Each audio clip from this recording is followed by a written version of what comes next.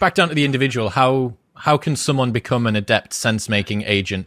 We're at the mercy of certain things that individually, immediately, we can't control. Therefore, making the most of the capacities that we do have is a good idea. I would not say the answer for this is the same for everybody based on what they feel called to, their dispositions, their vocation, and their kind of sense of what their mission to do is.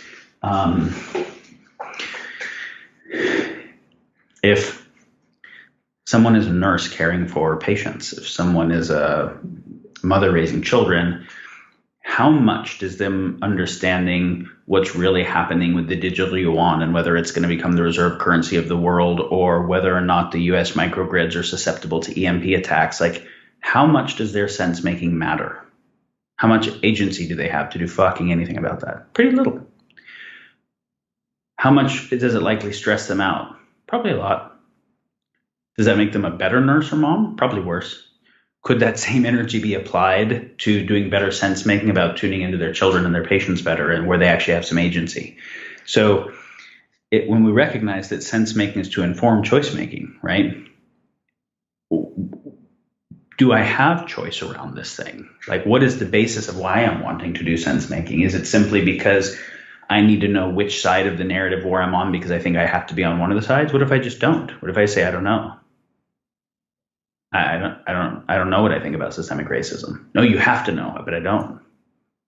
Well, and people can try to do a forcing function then. Well, then you're complicit or whatever it is. Okay, well, I can put a huge amount of time and energy and then still not actually have any real agency to move this thing forward, given where I am in my life. But I can put that energy into studying better nursing or whatever it is, right? So I don't think that the idea that like everyone should be deeply informed about all of the existential risks and understand the entire effect of the tech stack and globalization and planetary boundaries and geopolitics is like a thing that everyone should have. I don't think that's true. So the first question is like, what matters for me to make sense about based on what choices I actually have to make in my life? That's an important question. Because it's easy to get sucked into the thing for somewhat unconscious reasons. Now we can talk about how to do good sense making on geopolitical and environmental and complex scientific topics there. But the first part is make sure that the reason that you feel called to do that makes sense.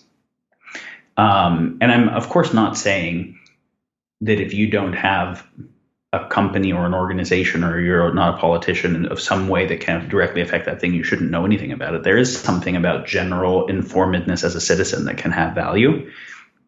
But you do want to pay attention to, like, I have finite units of life energy.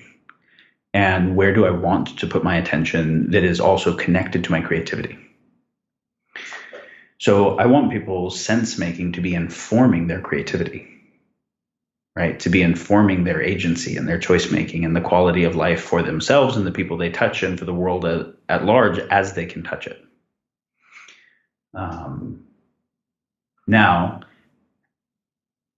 how to actually do good epistemology we can get into next, but does that part make sense? Yeah, absolutely. I'm interested to hear what the underlying principles are. Presumably, there must be a structure upon which, or some commonalities, that all sense-making agents, whether they be the nurse, the government official, the creator, the mother, are there some commonalities between all of them?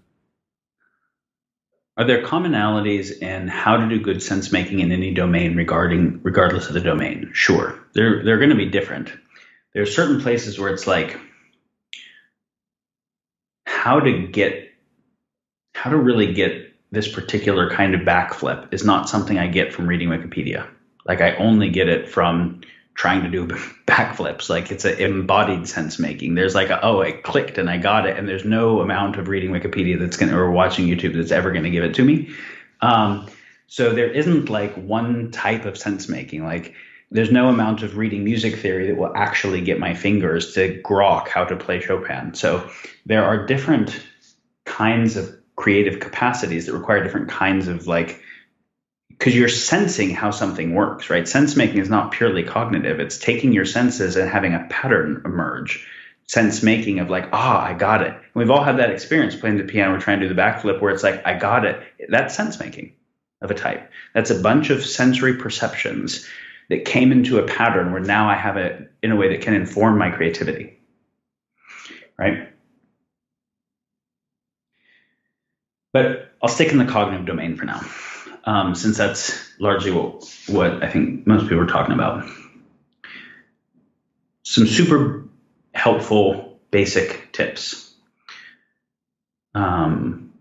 If I'm trying to make sense of a topic that is conflicted, where the public opinion on it, or even the scientific opinion or whatever on it, is highly conflicted, I should understand the conflicting views before coming to one on my own. That's a very helpful thing to do. So, you were mentioning, how do I do better sense making of nursing? Well, let's say I'm a nurse and it's COVID time and there's like major conflict of does ivermectin work or not? And should we be doing this with people? And, who do we think actually has too much contraindication for these vaccines or whatever it is? Like, those are places where a nurse would actually maybe want to do some sense making. Now, they might not feel that they have any time. They might not feel the agency that if they came to think something different than hospital policy, they could do anything other than get fired. But they still might care anyways, because they're like, fuck, I signed up to this thing because of a calling and an oath and I need to know, right? So one place there I like to start is I like to see, okay, are there two primary narratives or are there a few narratives, right? Let's begin, say there's two narratives. Ivermectin really works and it's awesome. It doesn't work at all and it's dangerous, right? Typically, there's more than that. Typically, there's like 5 or 6. Maybe it works early case, but not later, or it works for these kinds of situations, or there's some indication it works, but we don't really know, or whatever. But let's take kind of primary narrative camps, because in today's world, most people are trying to sense make between pre-existing narrative camps. And it's kind of important to understand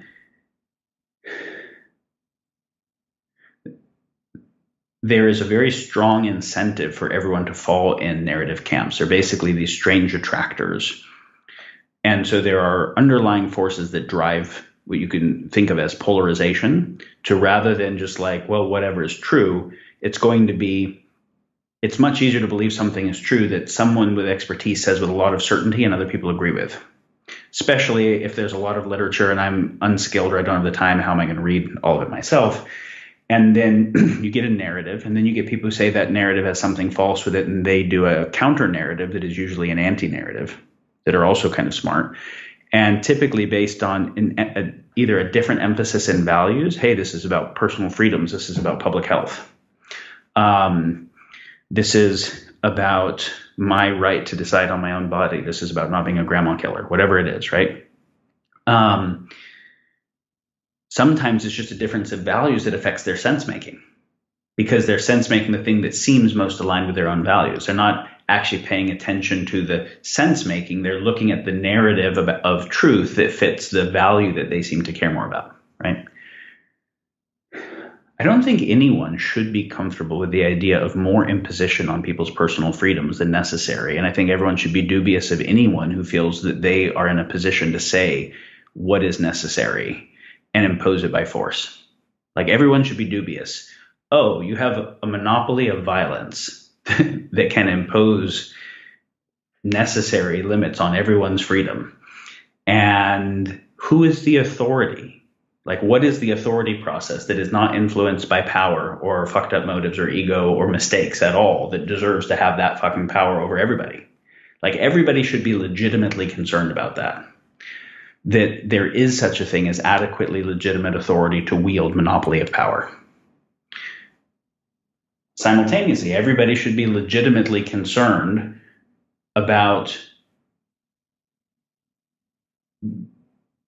unnecessarily being a grandma killer, right? Like, about taking a risk as a young person that would be not that consequential for you probabilistically, that'd be way more consequential for other people. And everyone should have some sense of like, yeah, we actually have a duty to each other. We have a social responsibility, a social fealty that insofar as we're affecting each other, we're not just automata. And if we can affect each other invisibly, but still tangibly, there's real consequence to that. Like, even as libertarian as I want to be, non-aggression, I don't have the right to come up and hit you in the face, right? Well, do I have the right to dump toxic waste in the river on my property if you live right downstream from me and that's the river that feeds your well? No, I'm aggressing on you, right? So if I'm sneezing and coughing in your space and I might have an infection, like there's a real situation there regarding what is the limit of personal sovereignty and what is the limit of civic duty. And everybody's comfortable. And it's interesting because a lot of people who really like libertarian sovereignty feel comfortable with the idea of civic duty to go die in war, including where there's a draft, if it has to be, right? Not just even where it's voluntary. So we're like, okay, there is a relationship between the way that the individual affects the larger wholes that they're a part of and is affected by them. And so how do we maximize everyone's liberty and maximize the well-being of the whole in a way that no one's liberty is unduly harming anybody else's, right?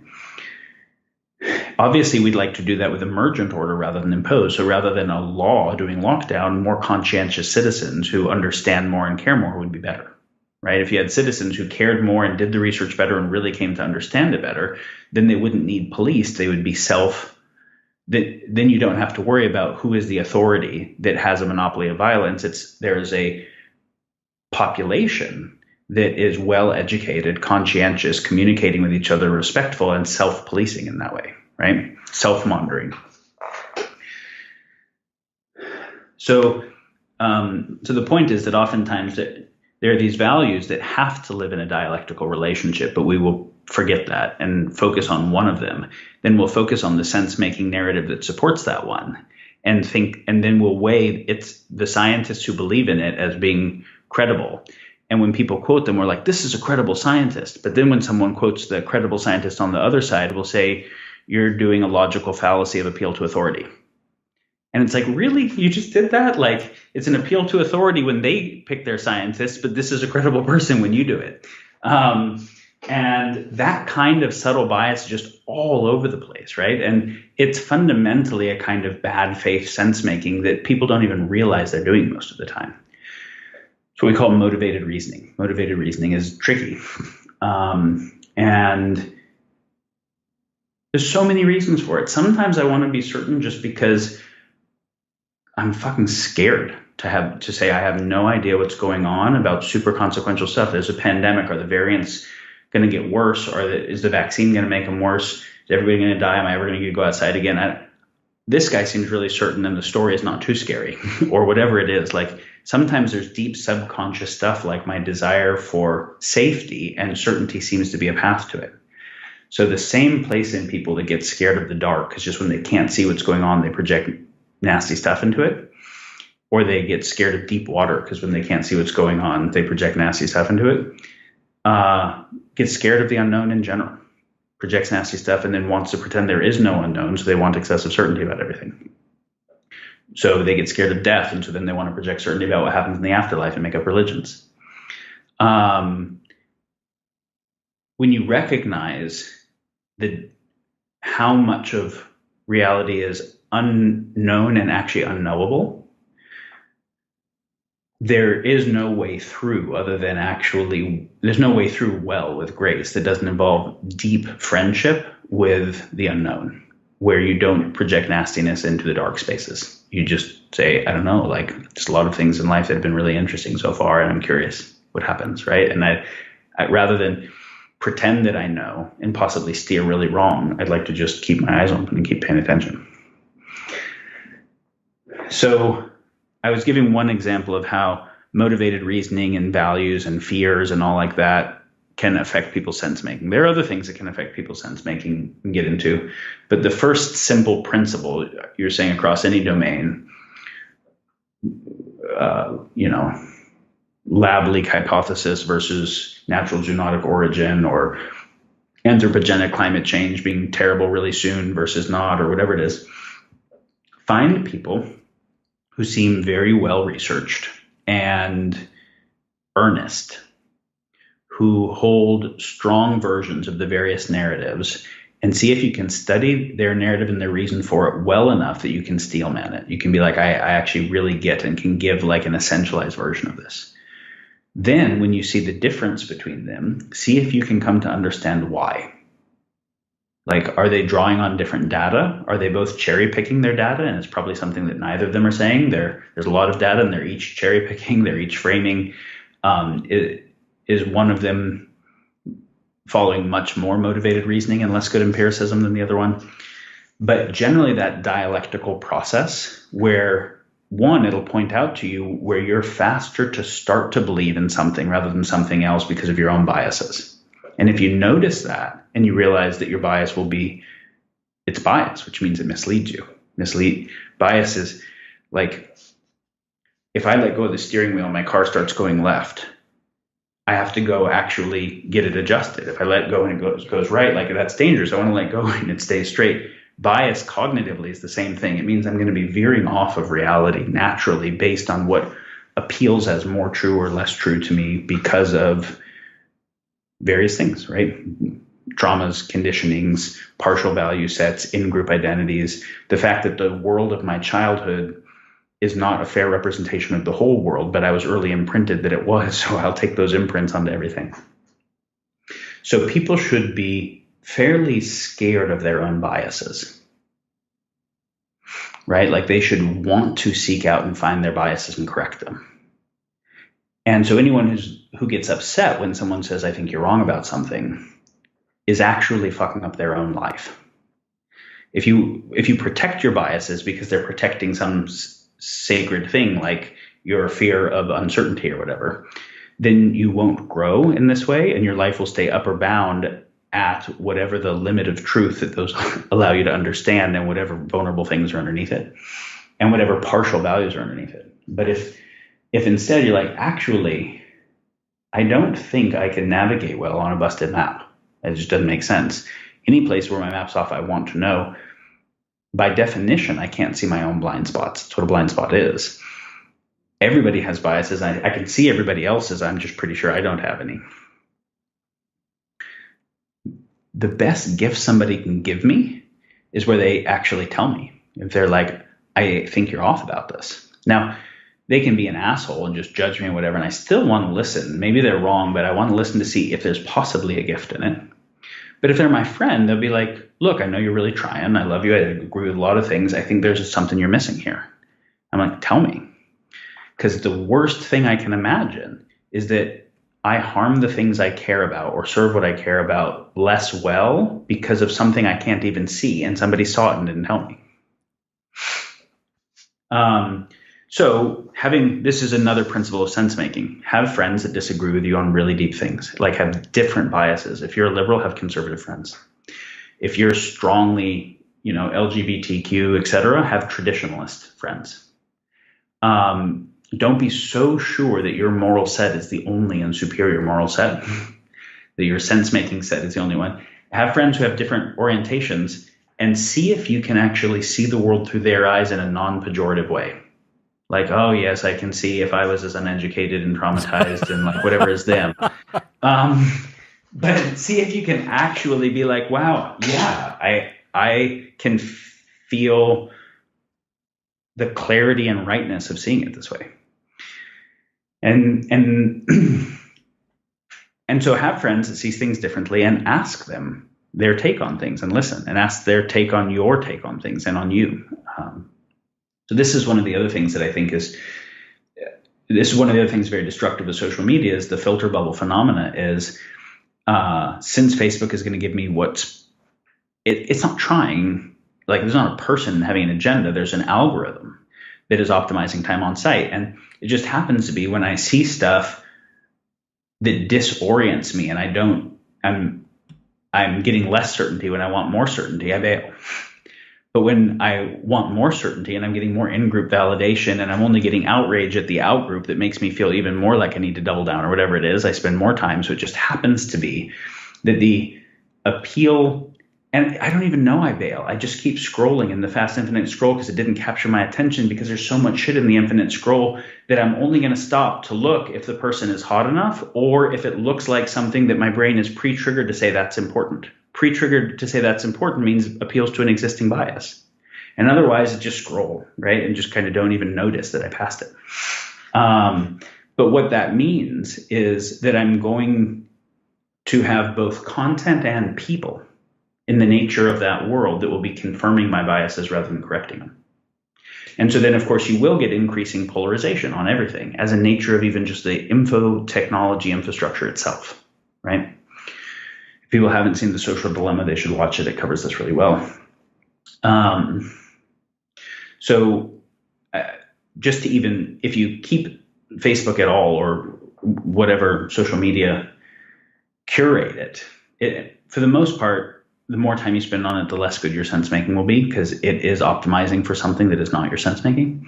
But if you're going to use it, curate it. So I went and intentionally found groups and public intellectuals that represented opposite sides of every topic. And I liked and followed all of them to just confuse the fuck out of the algorithm, because it's like, who likes the Sunrise Movement and the Cato Institute at the same time? And then what, and then to be careful, because I know it pays attention that if I'm going to like stuff, I want to kind of have a balanced distribution of my likes, which can confuse other people socially.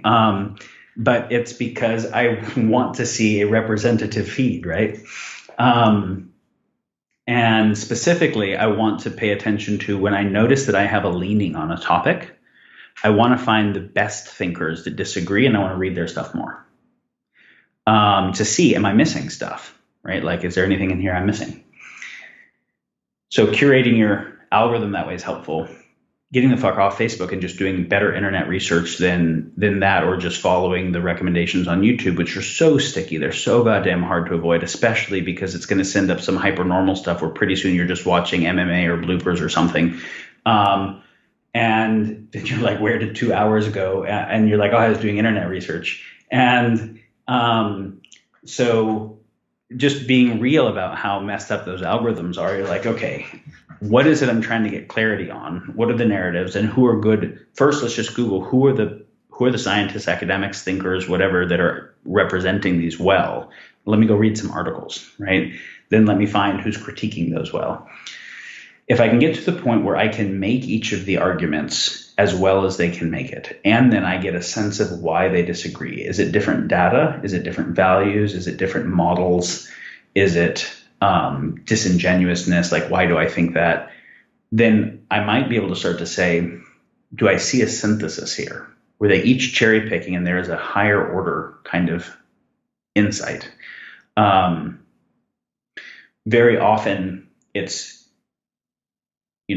looking at this cross section and this cross section of a cylinder and saying it's a circle and a rectangle and there's partial truth, and they're just too low a dimensional insight. They're hyper focusing on a thing like, the founding fathers were slaveholders, and so the whole thing is illegitimate, and they built all of these institutions to justify slavery. So all of our institutions are built on supporting that. So there's institutional racism everywhere. And how can you possibly say anything good about or quote these guys? And it's like, yeah. And the people who want a better world than all the racism and slavery want a world that is aligned with the Declaration of Independence more than other articles of governance written. And civil rights were slow, but emerged out of some of the structures that were Hippocratic as fuck that emerged. And there was greatness in the nature of what happened in the country. So there was like evilness and greatness mixed together. And so I can make each of those partial narratives by themselves adamantly and talk past each other. But the reality is it's complex, right? Like some of the individual people involved I have a friend, Gilbert Morris, who's a professor on these topics, and he's like Jefferson was a great man and not a good man at all. And you have to hold both. Like, what does it mean to be able to hold both of those? Because I can tell each of those stories on their own, and they're both bullshit partial stories. So can I start to find a higher order synthesis than either of the cherry picked or partial stories? That's the thing I want to start to look for. And then not just jump to artificial certainty that now I got it. I got the whole thing, right? I got something. And there's probably still lots of insights. So how do I stay oriented to continue to gain insights? So those few things of make sure that what you're being exposed to is the various different ideas. Make sure you're seeking to understand them and synthesize them. Curate your info environments to support that, and curate your friend circles to support that. Those